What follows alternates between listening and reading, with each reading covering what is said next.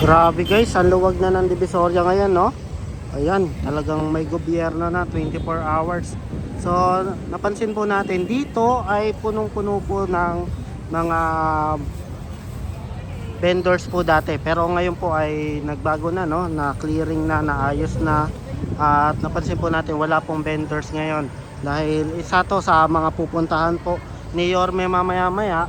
At lilinisin po itong Divisoria. Actually babalik din naman po yung mga vendors, pero i-arrange lang sila ng tamang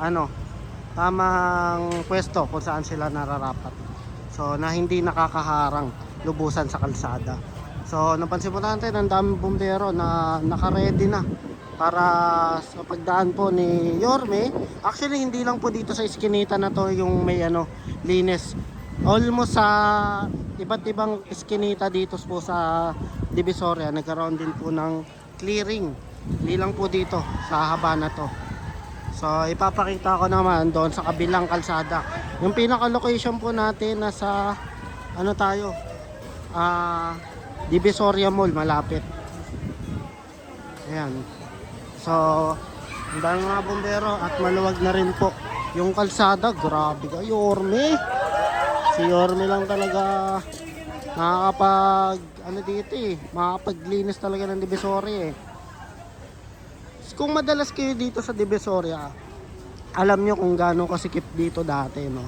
Pero ngayon ay inayos sa unang araw po ni Yorme upang ipakita na may gobyerno na mag-aayos po ng Maynila, especially dito po sa Divisoria na sobrang daming vendors, sobrang daming kalat, pero ngayon ay hindi na, no? Inaayos na po isa-isa.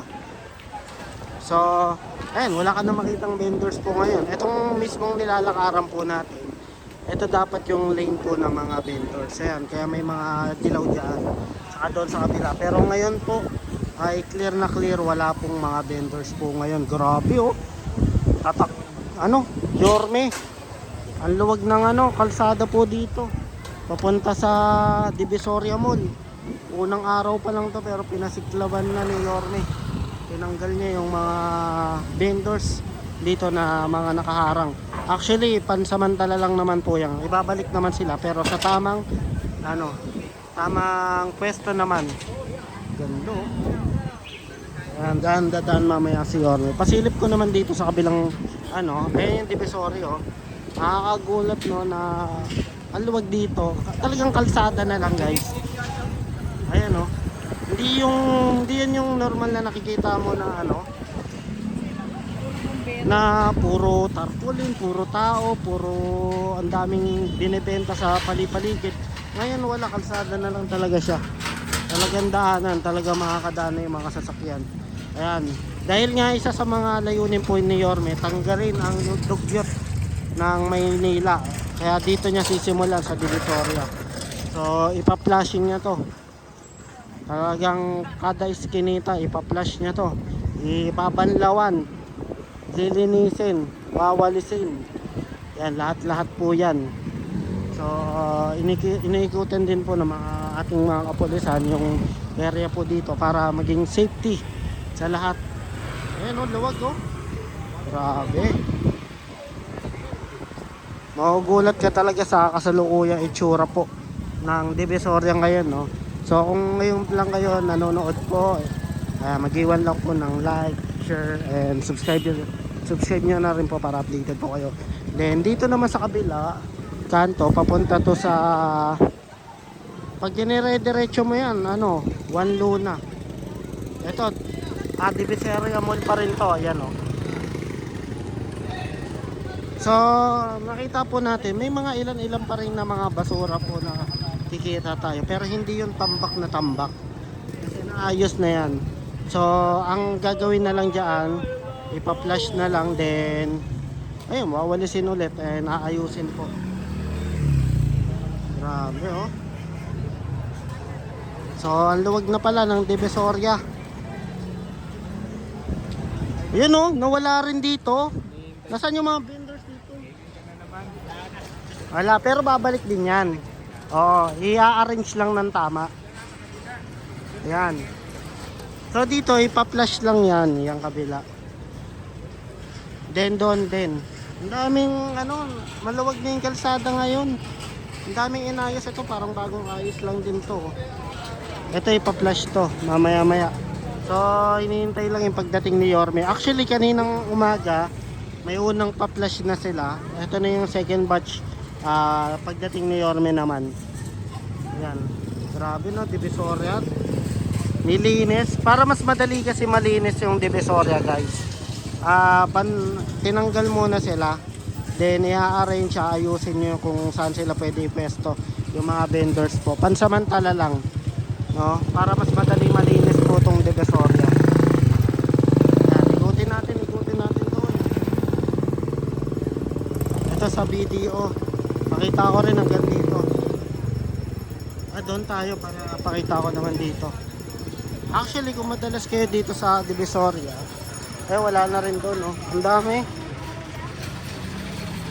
Ang daming pagbabago dito sa Divisoria. Kung laking Divisoria kayo, punta kayo, magugulat kayo sa kasalukuyang itsura po ng Divisoria ngayon. Nawala yung mga vendors po.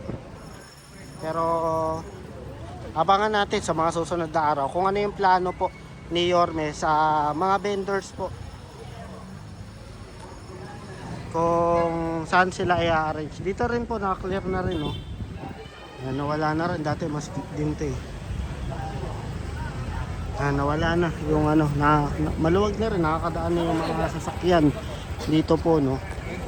So pinaka main area po natin, Divisoria Mall. So hintayin natin yung pagpunta po ni Yorme doon kasi doon una siyang maglalakad eh. So ang dami nakamiss kay Yorme. Unang pasiklab niya to, unang araw. Actually, kakaupo lang ni Yorme ngayon ha. At marami pa siyang plano na gagawin. Isa lang to sa mga plano niya. Alisin ang kadugyutan po ng Maynila. So, hindi lang po dito sa Divisoria ang aayusin at lilinisin. Iba-iba pa pong area. Dito tayo. Pakita ko sa inyo dito.